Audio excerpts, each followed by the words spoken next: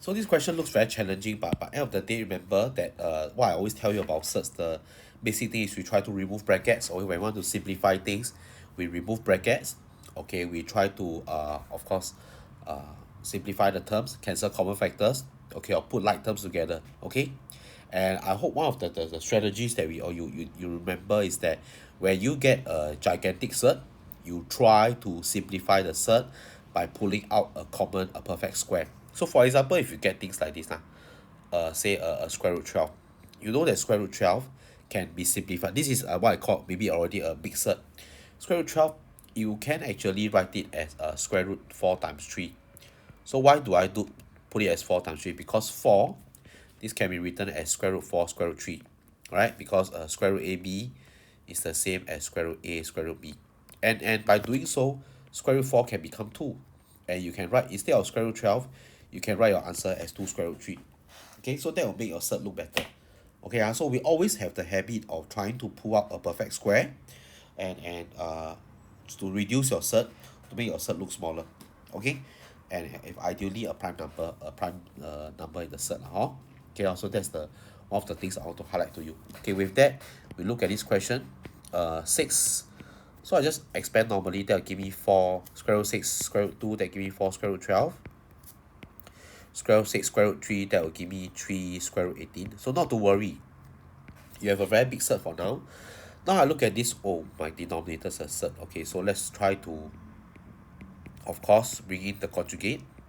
Since we see a denominator that is a cert, we will always try to bring in conjugate wherever possible. So I'm doing two things at the same time, and at the same time I am uh simplifying my left hand side. I'm also doing things for my right hand side. Okay, so this portion here, so this portion here, 4 square root 12, you remember what I told you. You can write this as square root 4 square root 3. And square root 4 square root 3, it can be written as 2 square root 3. Okay, so this whole square root 12, you can simplify it to 2 square root 3. 4 and 2, that gives you a 8 square root 3. Okay, I hope you're okay with this part. You must know how to pull out perfect square. Do not leave your cert as a gigantic number. Okay. Similarly, square root 18, you can write it as square root 9 square root 2. You'll be wondering why I choose that. So again, the idea is to pull out a perfect square factor. Okay, because perfect square, if you square root, is a nice number.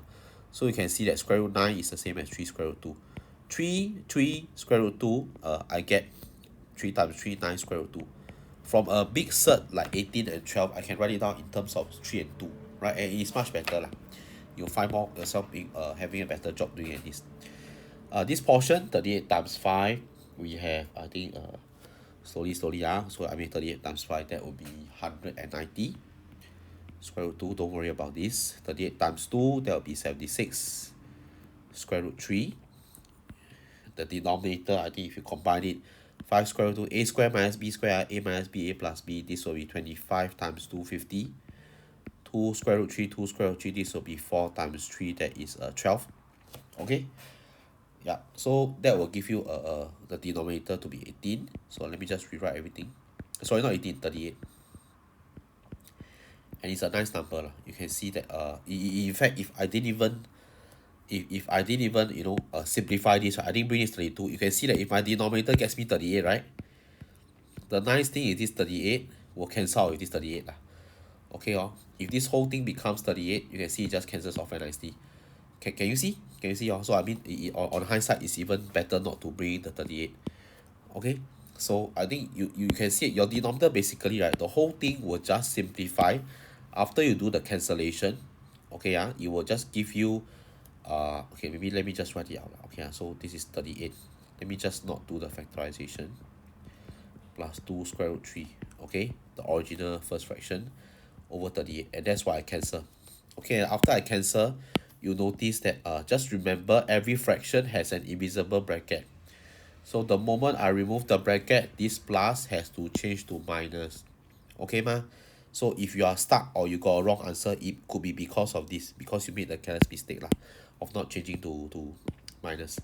Combine the like terms, 8 square root 3, 2 square root 3, you have 6 square root 3.